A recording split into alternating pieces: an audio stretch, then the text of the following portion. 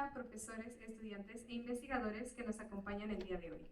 Bienvenidos al tercer día de conferencias en nuestras jornadas académicas de la ciencia básica a la micro y nanotecnología. Hemos tenido jornadas sumamente enriquecedoras y el día de hoy no será la excepción, ya que contamos con la participación de destacados especialistas que compartirán con nosotros sus conocimientos y los últimos avances en la materia. Antes de dar inicio formal a nuestra primera ponencia, les recordamos que la dinámica de registro de asistencia se llevará a cabo de la misma manera que ayer. Para abrir nuestro programa de hoy, es un honor recibir a la maestra en Ciencias, Luz Paola Martínez Castillo. Ella es una destacada especialista en ciencia de materiales cuya trayectoria académica y profesional se ha centrado en el desarrollo de soluciones sustentables mediante la nanotecnología y la química verde. Egresada como ingeniera química por la Unidad Académica Multidisciplinaria Región Altiplano, consolidó su formación con una maestría en Ciencia y Tecnología de Materiales por la Facultad de Ciencias Químicas de la Universidad Autónoma de Coahuila.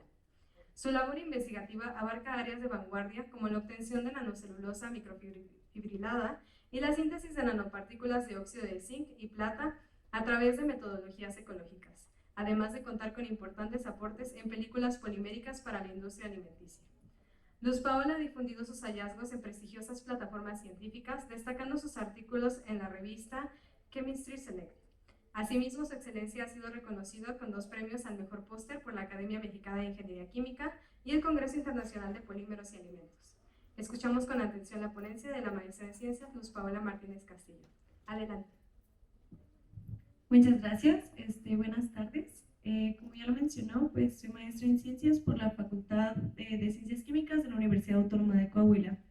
Y pues hoy les voy a presentar el tema Síntesis Verde, una ruta sostenible para la obtención de nanomateriales.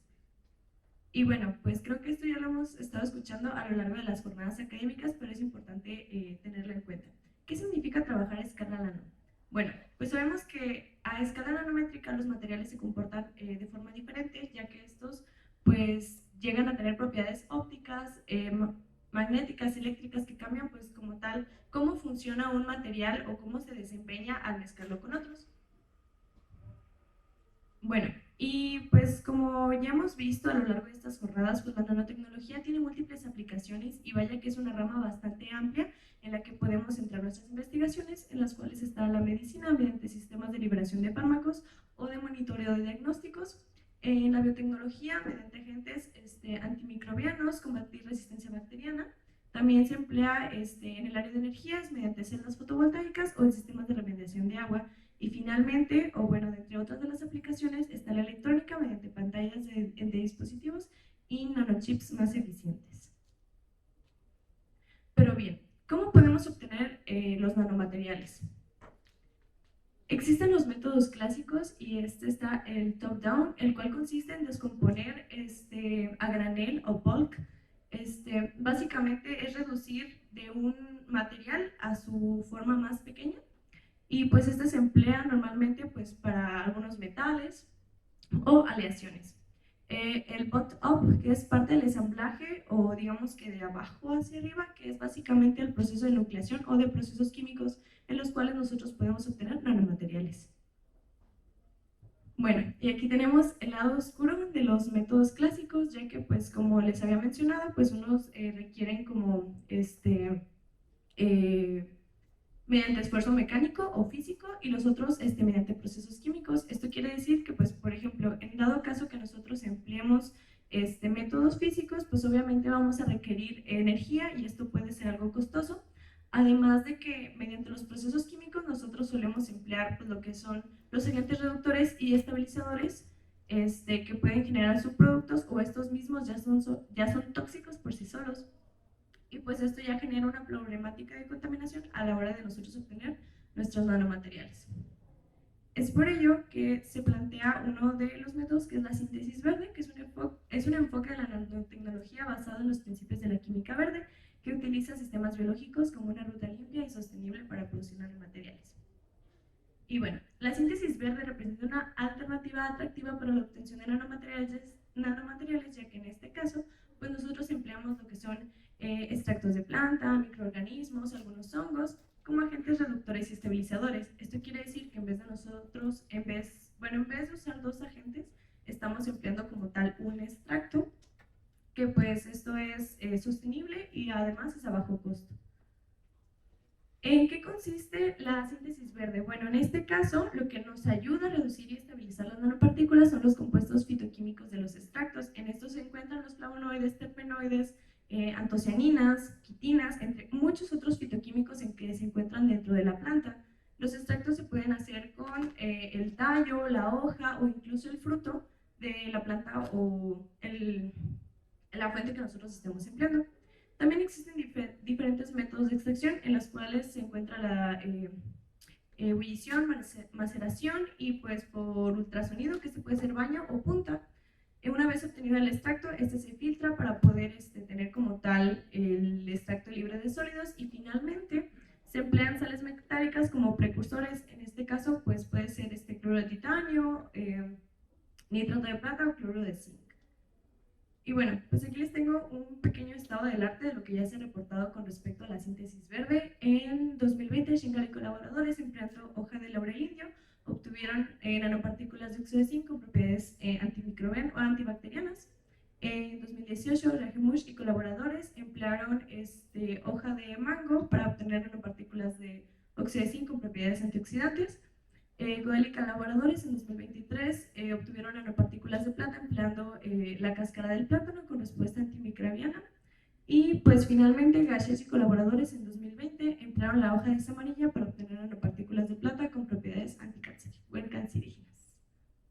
Bueno, pues como ya lo había mencionado, este es el artículo reciente que publicamos donde nosotros obtuvimos nanopartículas de óxido de zinc empleando extractos de la rea y de eucaliptus. La rea tridentata es lo que comúnmente conocemos como gobernadora.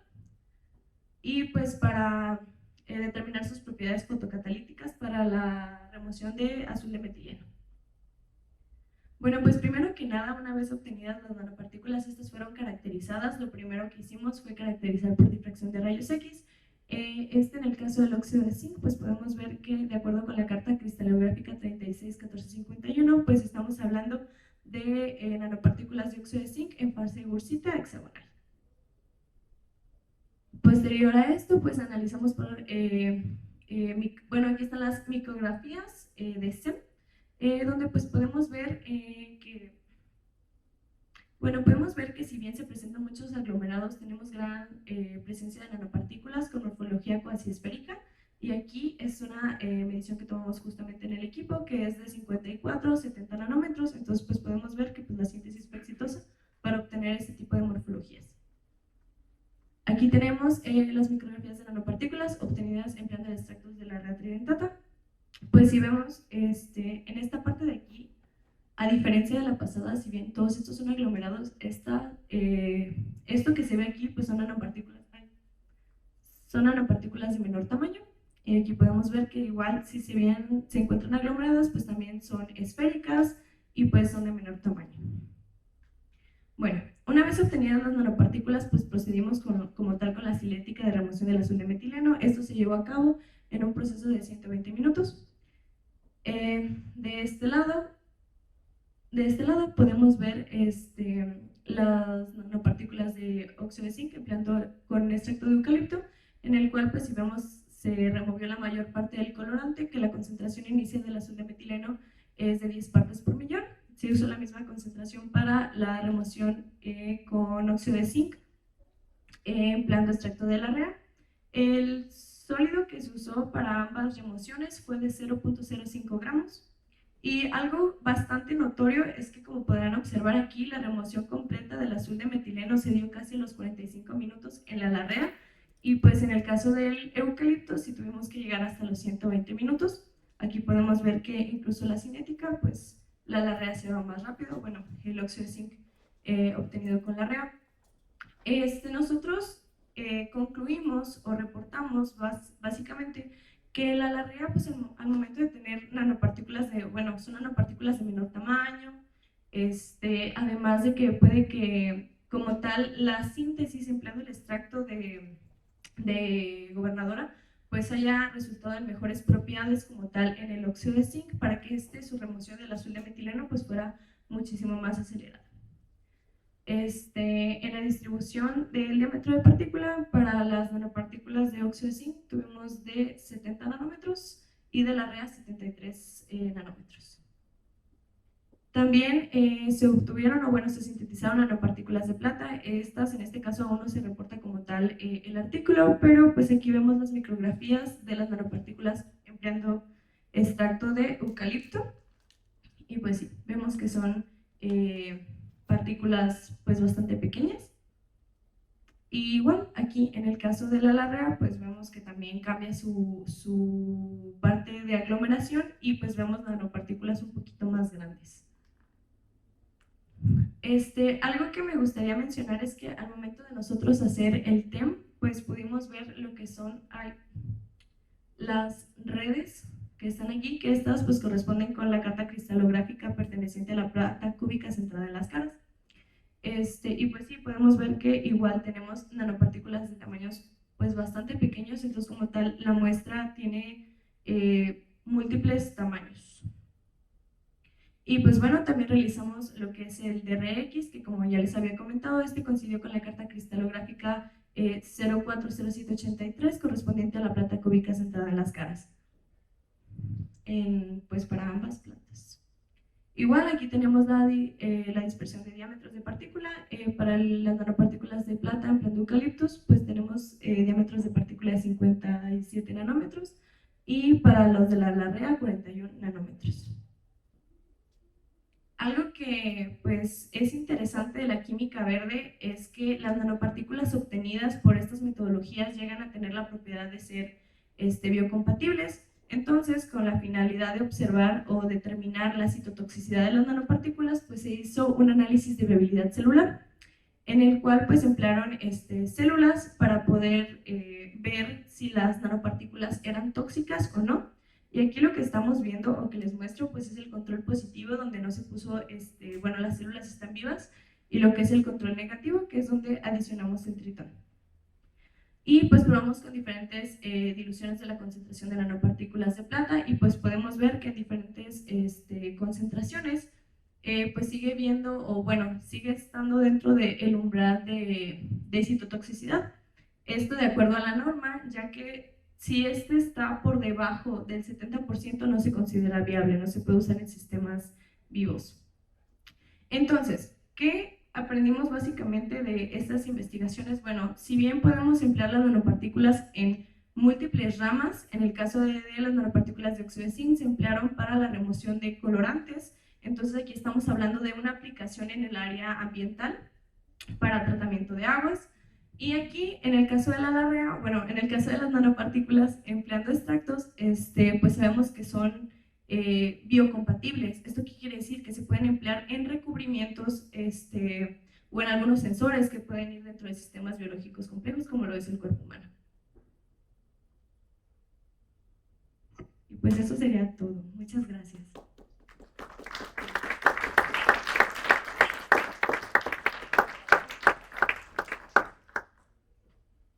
Muchas gracias a la maestra por compartir tan valiosa investigación. Abrimos el espacio para las preguntas del público. ¿Quién quiere hacer una pregunta?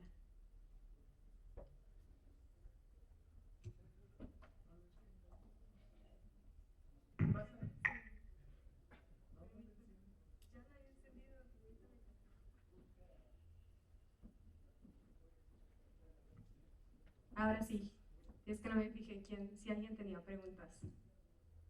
Les estoy dando otra oportunidad. A ver, doctor.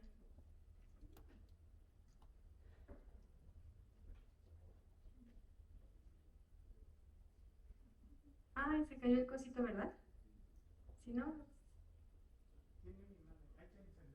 Ajá, sí.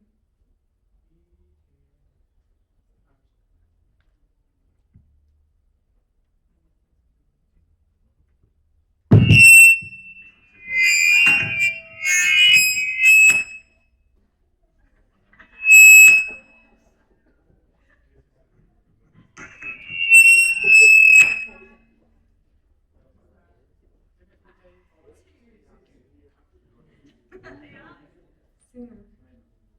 La pregunta es, bueno, vi tus cinéticas de remoción y la pregunta es, ¿a qué temperatura fue a temperatura ambiente Sí, sí fue a temperatura ambiente. y con luz solar? Sí. Bueno, pues el proceso de fotocatálisis se llevó a cabo mediante, pues con la ayuda de la luz solar. Esto pues una ventaja de la fotocatálisis es que en este caso pues podemos emplear la luz del sol pues para poder remover colorantes. ¿A usted? ¿Alguien más quiere hacer una pregunta o algún comentario? Doctora Gaby, por favor. Es que no sé qué hacer. O sea, de repente. Hola. Sí, no, sin micro, sin micro.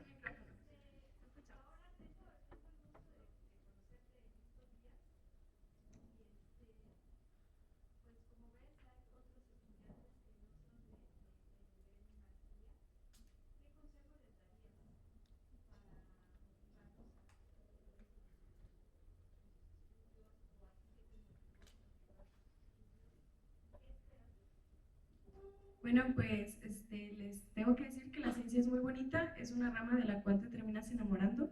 A pesar de que hay momentos de frustración que todos hemos vivido en algún momento, pues obviamente la ciencia es algo que nos da o nos nutre para poder seguir aprendiendo. Vaya, una vez obtenido un resultado, te empiezas a preguntar como que, bueno, ¿y qué sigue después? ¿O esto para qué lo puedo aplicar? ¿Cómo lo puedo hacer?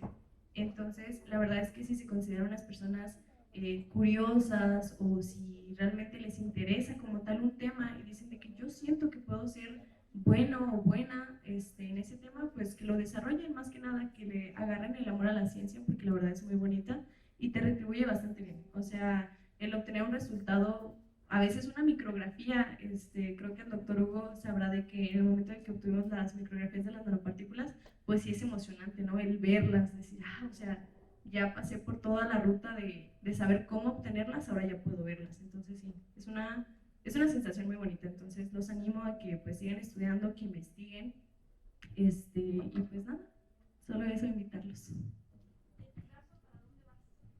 Este,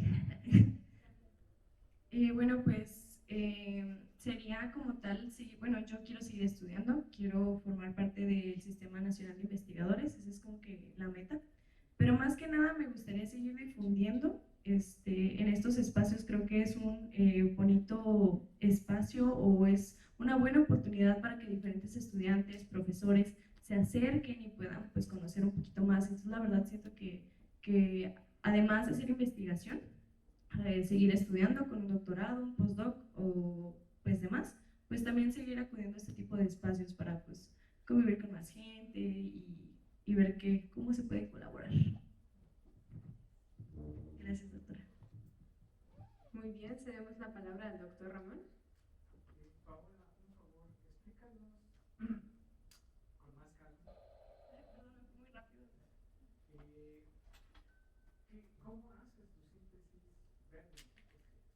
Porque sí mencionaste toda la metodología, pero fue así como que me agaché y volteé y ya, me perdí. y ya me pasó.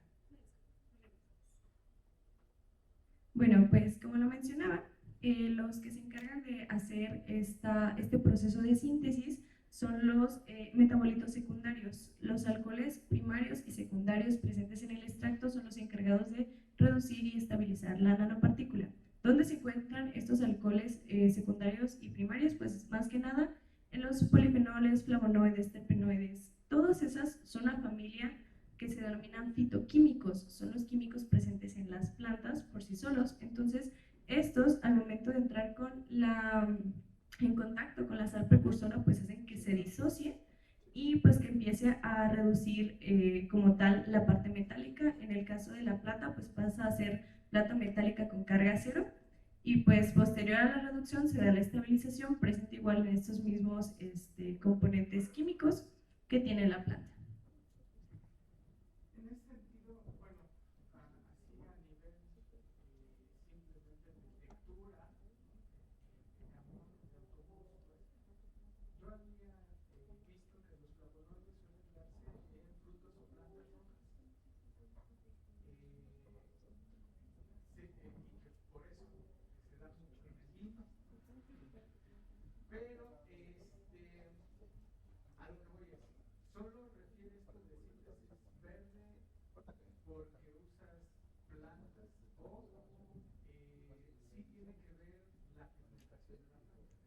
sea verde. No, bueno, las plantas tienen diferentes fitoquímicos y estos fitoquímicos los podemos obtener de diferentes maneras. Ahí es donde ya entra la parte de la extracción. No vamos a obtener los mismos fitoquímicos si empleamos etanol, metanol o si empleamos agua. Tampoco vamos a obtener los mismos fitoquímicos si lo hacemos por ultrasonido o si lo hacemos por macerado. Realmente no tiene que ver el color de la planta, sino los fitoquímicos que nos ayuden. También es probable que nosotros hagamos la extracción, digamos, por macerado, con agua, y no estemos extrayendo los fitoquímicos que necesitamos. O sea, hay grupos o familias que no tienen esos alcoholes secundarios o primarios que nos van a ayudar a reducir la nanopartícula. En este caso, para esta investigación nosotros estuvimos probando y viendo qué grupos de familias teníamos con respecto a los fitoquímicos mediante HPLC adaptado a masas. Bueno, en el HPLC ya nosotros veíamos de que, bueno, sí tenemos este grupo que tiene estos alcoholes, pero también tenemos este y no nos sirve. Entonces, sí, o sea, se pueden, como se ve aquí, pues se puede emplear de que los tallos, las hojas, los frutos, para poder hacer la síntesis. No es directamente que tenga que ver el color, sino que igual el color es propio de los fitoquímicos que llega a tener pues, la planta o el fruto que se desee emplear. Entonces, pues no tiene mucho que ver el color, pero sí los fitoquímicos que estén presentes y que puedan ayudarnos. No todos son buenos para la síntesis, o bueno, no todos nos sirven, por así decirlo. Mencionaste dos variantes, una que es precisamente maceración y la otra mencionaste que es por ebullición o soniqueo, ¿escuché? Sí, bueno, al momento de usar ebullición se habla más que nada cuando se tiene un sistema de arrastre de vapor, básicamente, y en la maceración, pues, es más que nada, o cotidianamente le decíamos en el laboratorio, pues, hacer un té, o sea, poner el medio, poner la planta y suministrarle calor. Pero también hay otras formas que, en este caso, al momento de hacer investigación, como lo es el baño de ultrasonido y la punta de ultrasonido, también está extracción por microondas, pues obviamente son técnicas que encarecen el proceso.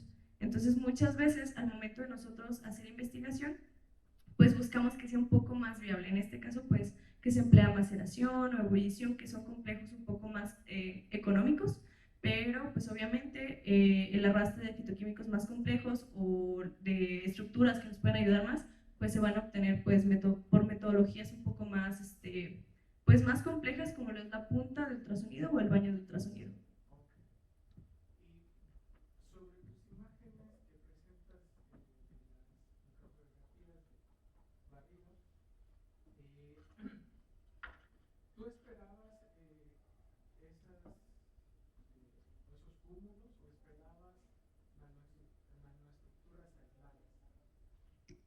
No, sí estábamos, bueno, en la literatura se reporta que una característica de las nanopartículas obtenidas por síntesis verde pues es el aglomeramiento. A diferencia de la síntesis química, en la cual pues verdaderamente podemos tener un poco más de control conforme al tamaño o pues a la morfología de la partícula, porque aquí nosotros estamos controlando qué precursor, qué estabilizador va a ayudar a darle la forma o la estructura a la nanopartícula. En el caso de la síntesis verde, no. O sea, aquí únicamente ponemos el extracto, ponemos la sal precursora y ahí va a suceder la reacción. Pero sí ya se reporta en la literatura ampliamente que pues, las nanopartículas obtenidas por síntesis verde llegan a tener tamaños un poquito más grandes y además que se aglomeran. Okay. Y en el caso específico de estas dióxidos de zinc, ¿se han utilizado en la red Rocochet que mencionó el doctor Obando? Bien, estaba en la presentación del doctor Obando.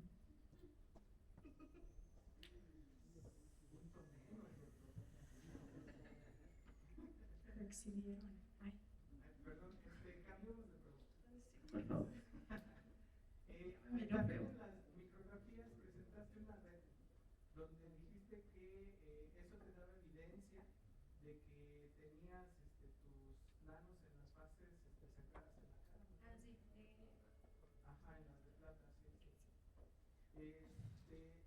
Eso lo dices porque piensas que es esto que estás ahí tratando de acotar son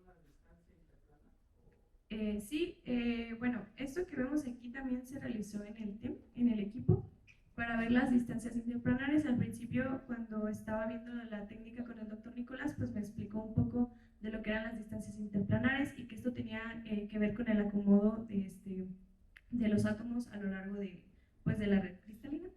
Entonces, al momento de nosotros medir esa parte con el equipo, nos dieron esas magnitudes de 2.03 angstroms, y ya viendo o comparando con la carta cristalográfica donde vienen esas diferencias o distancias que hay, bueno, en el caso de la plata pues es cúbica, entonces sabemos que tiene pues todos sus lados son iguales o miden básicamente lo mismo, pero pues igual hay diferentes mediciones o bueno, diferentes valores, pero todos se acotan a que están de que dentro de los 2 o 3, pero lo reportado en la carta, si no mal recuerdo, es como de 2.30 y tantos angstroms.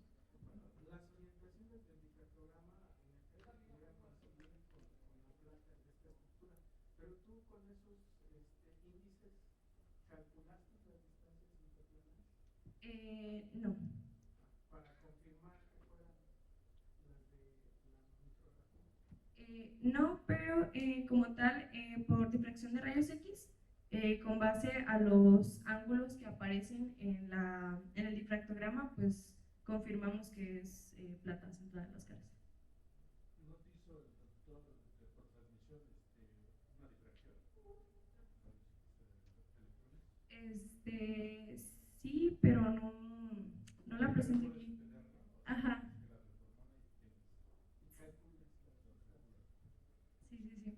Sí. Pues sí me las proporcionó, nada más que sí me fue un poquito más complejo entender esa parte. Gracias. Muchas gracias, doctor. Bueno, si alguien más tiene una pregunta, porque si no yo quiero preguntar algo. ¿Sí? A ver, doctor Hugo, por favor. Sí, con respecto a la maceración y ebullición, macerado y prensado en frío no es una alternativa en lugar de ebullición. Es pregunta. Y si optas por ebullición, ¿no destruyes fitoquímicos? Bueno, eso también depende de la estabilidad que tenga como tal la molécula. En el prensado en frío, pues como tal no se ha reportado porque, bueno, justamente lo que se busca es tener, bueno, lo que se ha visto es obtener como tal el extracto pues un poco más líquido o a veces de líquido secarlo, pero el prensado en frío no estoy muy segura de qué tan viable sea con respecto a obtener todos los fitoquímicos como tal de la planta. Ahí dependería, como ya mencioné, qué tan estable sea la molécula al momento de ponerle frío o calor. Yo desconozco, por eso pregunto, pensé que tal vez no entendí más bien si trataste las dos técnicas en serie, es decir, macerado y luego ebullición o macerado es otra aparte. No, son diferentes. Ya había mencionado que, bueno, como tal, la ebullición es más que nada para sistemas de arrastre de vapor y la maceración es como un té, tal cual poner el medio que vamos a usar, sea etanol, agua, metanol y la planta y suministrarle calor. Bueno, y ay, se me fue. Ay, perdón, se me fue. Pero sí, o sea, cuando estuvimos desarrollando la obtención de las nanopartículas, pues probamos macerado y probamos con agua, y algo interesante que descubrimos ahí fue de que puntualmente el eucalipto es muy afín al agua, o bueno, los metabolitos presentes en el eucalipto son muy afines al agua, y con la gobernadora no. La gobernadora no es afín al agua, es más afín al etanol. Entonces, esto nos ayudó como tal pues a ver qué propiedades tenía básicamente las moléculas o los fitoquímicos presentes en cada una de las plantas y cómo una era afina al agua y la otra al etanol. Y de ahí, pues, ya viendo y jugando con temperaturas, vimos como una opción el emplear el baño de ultrasonido. Pero pues sí, originalmente, pues el macerado es básicamente el medio, la planta y suministrar calor, que normalmente, bueno, sí se pueden extraer fitoquímicos, a lo mejor no los que nos sirven, o a lo mejor sí, depende mucho de la planta. Ahora sí que jugar con química verde sí es bastante complejo. complejo dependiendo de la planta, dependiendo, bueno, otro factor que hay que considerar es de que la planta esté seca o esté recién cortada, o si se usa el tallo o si se usa el fruto. O sea, todo eso tiene que ver porque pues dentro de cada uno de los componentes de la planta hay un mundo de fitoquímicos. Gracias, doctor.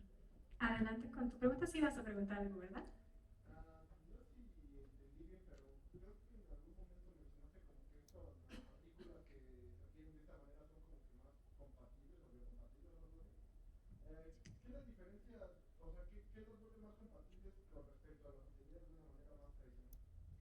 Bueno, dentro de la síntesis verde, bueno, las que presenté aquí son las nanopartículas de plata. Las nanopartículas de plata, una vez obtenidas, se encuentran como tal en suspensión. Si bien se les hacen lavados para remover todo lo que no reaccionó de la sal precursora y del fitoquímico, pues estas, de acuerdo a la teoría, quedan funcionalizadas con los extractos de la planta. O sea, no tenemos una nanopartícula como tal solita, sino como que tiene bracitos, y esos bracitos pertenecientes a los metabolitos de la planta son los que la hacen más biocompatible, son los que la hacen viable, por así decirlo. Gracias a ti. Bueno, yo quiero hacer una pregunta y, bueno, como mencionabas en la síntesis verde, pues es un tanto complicado estandarizarla porque los metabolitos y su concentración depende mucho de la planta, en qué momento se cortó, de la siembra, también cómo fue tratada esa planta. Y yo quiero saber cuáles han sido los principales retos al estandarizar la concentración de los metabolitos para asegurar la reproducibilidad de las nanopartículas. Bueno, como tal, nosotros empleamos la planta ya seca, y pues fue más que nada tal cual un manojo, el mismo manojo de la planta que fuimos a cortar en un inicio. Esa se dejó secar, bueno, se lavó, se secó, y una vez seca únicamente se empleó esa planta. O sea, no volvimos a cortar más, simplemente seguíamos usando la misma espécimen que utilizamos en un inicio. Algo interesante que quedó como anécdota para lo del artículo fue que uno de los revisores nos pidió registrar la planta ante un sistema de un herbario. Hicimos el registro en lo que es la Universidad Autónoma Antonio Narro. En eso lo que hicimos básicamente fue darles una muestra de la planta que habíamos utilizado, y se hizo un registro de dónde fue cortada, quién la cortó, cuánto medía, dónde se encontraba. Entonces, para que fuera más, bueno, al momento de que alguien más quisiera reproducir lo que nosotros hicimos, era de que ahí está el número de registro de la planta que usamos, dónde se cortó y así, y ya era como un poquito más estandarizado el hecho de que no llegamos a cortar plantas varias veces. Se usó un manojo, se dejó secar y con ese estuvimos trabajando. Ok, y dentro de los planes a futuro que tienen está el probar, digamos, aunque sea del mismo lugar, pero una planta diferente para ver si es reproducible. Pues como tal, no buscaríamos tanto eso porque, bueno, esta es una parte de mi tesis de maestría. Las nanopartículas se obtuvieron para darles propiedades a una matriz polimérica, pero pues sí, en ese caso no buscaríamos como tal volverlo a hacer de que, pues sí, esta planta es igual, porque pues no es como tal el objetivo de la investigación. Es más que nada si con esta planta se pueden obtener nos puede ayudar a la síntesis de nanopartículas, y pues vemos que sí, que es bastante bueno. Ok, bueno, y estaba ligado ya con mi última pregunta, que es, ¿qué tan viable crees que es la escalabilidad de este tipo de síntesis para, digamos, un volumen más grande o aplicaciones industriales? Bueno, pues en este caso yo siento que sí es viable porque pues estamos trabajando con plantas. Entonces no es como que se necesiten grandes cantidades para obtener un extracto concentrado. Entonces pues igual continuamos usando recursos sustentables, igual no como tal no llegar a la explotación de la planta, pero pues sí es algo que pues es bastante factible y que podría ser escalable de acuerdo con las concentraciones que queramos. Claro, hay que tomar en cuenta la extracción, también los metabolitos presentes, la cantidad de sal precursora, las concentraciones que vamos a tener de estos dos para poder continuar. Entonces yo siento que sí podría, bueno, desde mi opinión considero que sí es escalable, pero hay que tener en cuenta pues todos los factores para poder escalarlo como tal, o puede que tenga una aplicación un poco más grande. De acuerdo. ¿Alguien más quiere hacer algún comentario? Doctor Gerardo.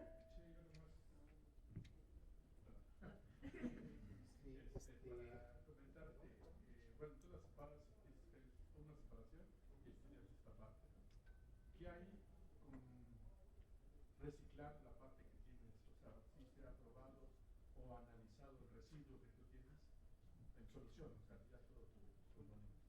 Como tal de la... Para ver si se puede reusar, si puede separar, o sea, no estar gastando más planta. Más planta, ok. Bueno, pues como tal no hemos analizado esa parte, pero dentro de lo que analizamos como pues reactivo limitante y así, pues tenemos que ver más que nada la concentración, bueno yo ahí considero que es más la concentración de la sal precursora, cuánta reaccionó, cuánta no reaccionó, y ver si es posible que esa solución o concentración de sal precursora que ya está presente en esa reacción del extracto, pues todavía puede seguir oxidando, bueno, disociando y estabilizando. Entonces, no hemos analizado esa parte, sí suena interesante, pero sí, más que nada, pues sería considerar, ¿no?, si realmente todavía puede continuar la reacción con eso que ya tenemos ahí. Muchas gracias. ¿Alguien más que hacer alguna pregunta o comentario? ¿No? Bueno, entonces queremos expresar nuestro más sincero agradecimiento a la maestra de Ciencias, Luz Paola Martínez Castillo, por su destacada participación en este foro, haciendo la entrega de este reconocimiento y deseándole mucho éxito para sus proyectos futuros.